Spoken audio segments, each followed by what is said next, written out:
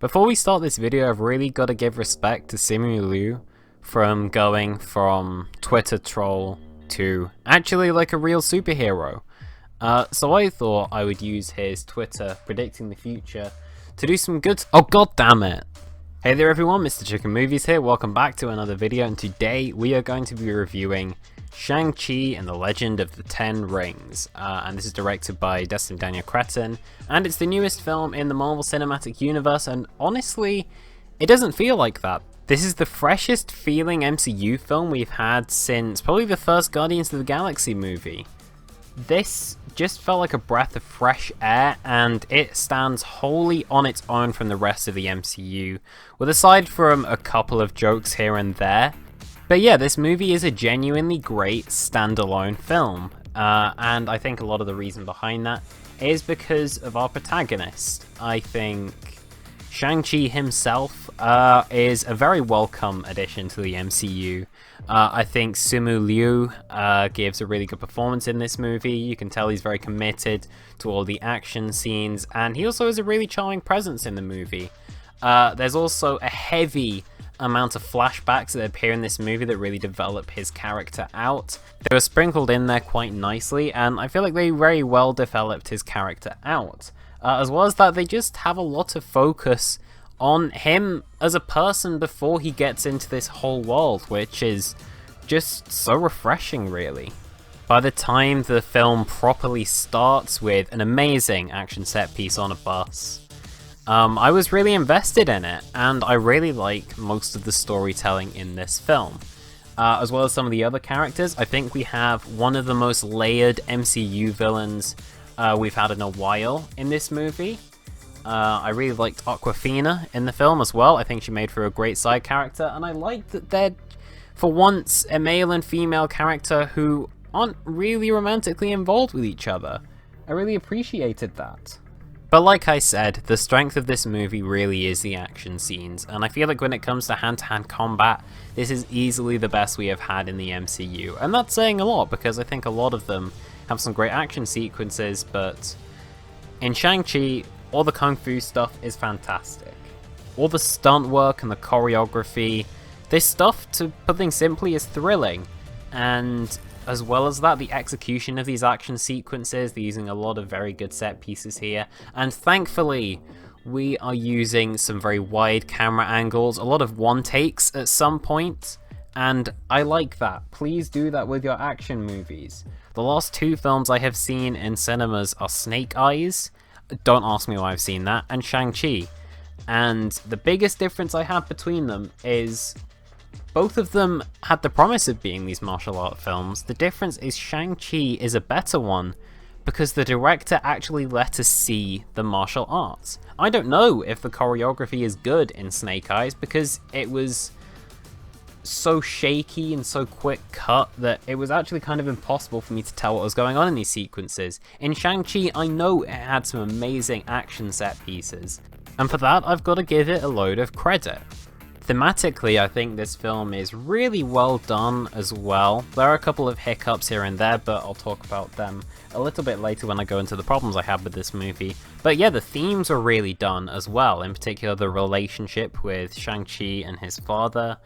And they also make some other of the themes quite well known here in terms of stepping up and so on, but that's a bit spoilery, so I'm kind of just going to toe the line there and then turn around on that one. Aside from the action sequences though, this film is remarkably funny. I really think that the trailers did a poor job of marketing this movie, because I don't know, they just undersold it. I was not looking forward to this movie that much, and I did not think I would like it this much, but I've got to say it's really great, and in particular they leave out a lot of the really good jokes in this movie. This is also one of the funnier Marvel movies, and I think it's due to just how charming its dialogue and its characters are. The film has a great pace where the story's always moving, however it's still taking its time to let our characters build their way into this world, and it's able to give us a good drip feed of information throughout the story. Now, like I said, there are a lot of flashbacks in this film, and other than a couple of weird flashback placements, I honestly didn't feel them dragging down the story at all. They fit in the places they needed to, they broke up certain scenes better and worse than others, and ultimately, when you wrap them all together, there's some pretty powerful stuff thematically and emotionally in this movie. As a whole, when I finished this film, unlike with a film like Black Widow, which left me honestly saying, well, what was the point of all that? I knew what the point of it was. It resolved all of its character storylines in a satisfying manner, and it resolved all of its thematic elements very well. What I will say is, in terms of the themes and in terms of the story, the pace really sort of drops at the end of the second act and through a lot of the third act. Basically, they need to give us a huge amount more information really quickly towards the end of the film, and the way they convey this information to us just isn't nearly as intriguing or as interesting as it was done at the start of the film. And with that, they then resort to a lot of exposition, and the pace of the film drags down quite a bit. In particular, there's one character who was genuinely hilarious when they showed up, but I feel like they overstayed their welcome once they were there, and that weird creature thing, they never really explained it. It was just there. I also think that, again, without spoiling it, the resolution in terms of our main characters, I all feel was really satisfying. However, when it comes to our side characters, it sort of felt a bit off. It just didn't feel as satisfying from a whole huge level. But thankfully, in terms of the main characters who we were mainly invested in, it still did its job, and it was still a satisfying ending to the film.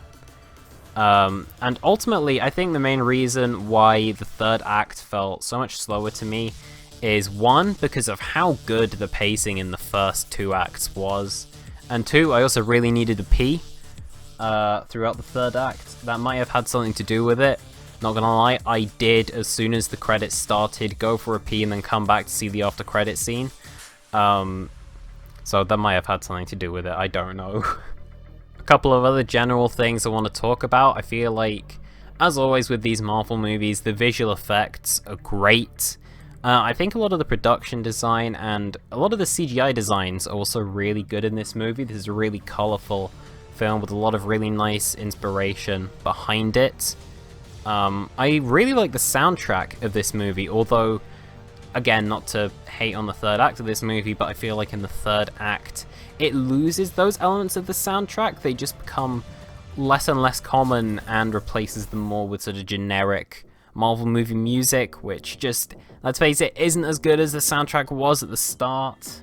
And lastly, I feel like there was a bit of missed potential in terms of what Shang-Chi's dad ultimately wants. I feel like they could have built in like a really interesting plot twist there, but they kind of just didn't, which is a bit weird in retrospect. But nonetheless, most of my criticisms of this film really do come from the third act, but they're all a little bit nitpicky. They're just little changes to the script that I would have made personally. Regardless of that, Shang-Chi and the Legend of the Ten Rings has some amazing action sequences. It has some really charming characters, some great themes, and some good storylines going on here. I'm really glad that they fully invested themselves in this sort of new world and part of the MCU, and I'm looking forward to seeing this area of the MCU more. I like the style that this film has, and I like what it adds to the Marvel Cinematic Universe.